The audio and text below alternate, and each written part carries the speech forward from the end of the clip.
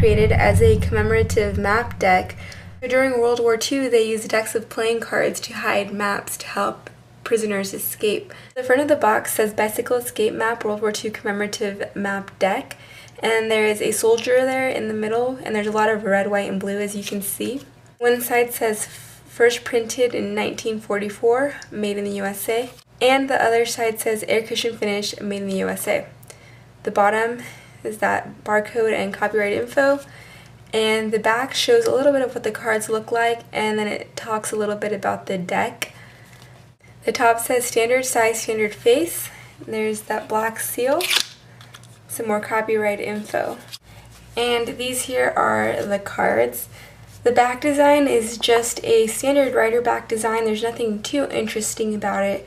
What's more interesting is actually the faces of the cards. But first let's look at the extra cards. You get this card here that talks about the actual history of the deck and how the United States Playing Card Company teamed up with the United States and the British to create a map deck. And I'm not going to read this to you, but if you read this, it's actually really interesting and just makes you appreciate the deck a little bit more.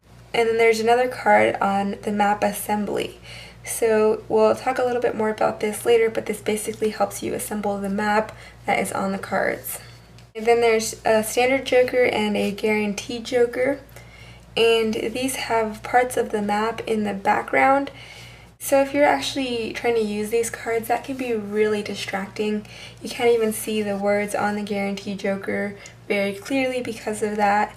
And the pictures and stuff, it's just kind of obstructed by the words in the background. Just by looking at that to begin with, I don't know how practical it is to actually use the deck in like a magic performance.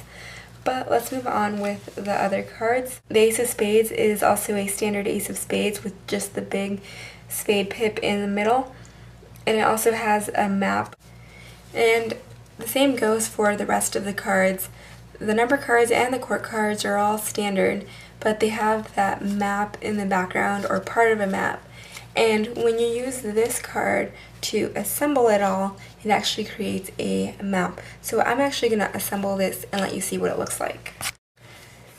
So as you can see here, this is a really large map here, and there is a lot of detail in it, and it's just really amazing when you lay the cards out. It did take me a long time. It's almost like putting together a puzzle to lay these all out. It's really nice to just look at them and see how much really went into making these cards.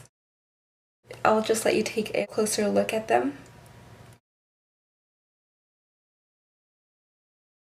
So I might have mentioned that I didn't find these cards very practical for performing just because of all of this artwork on them with the map.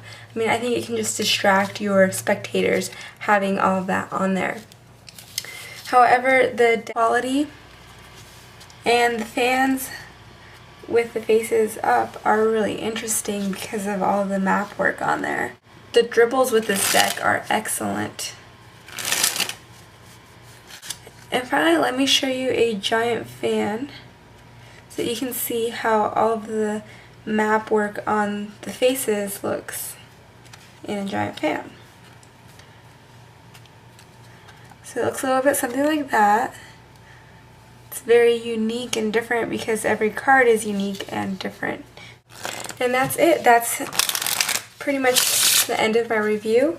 Like I said, this might not be the most practical deck to perform with, but it is definitely a conversation piece.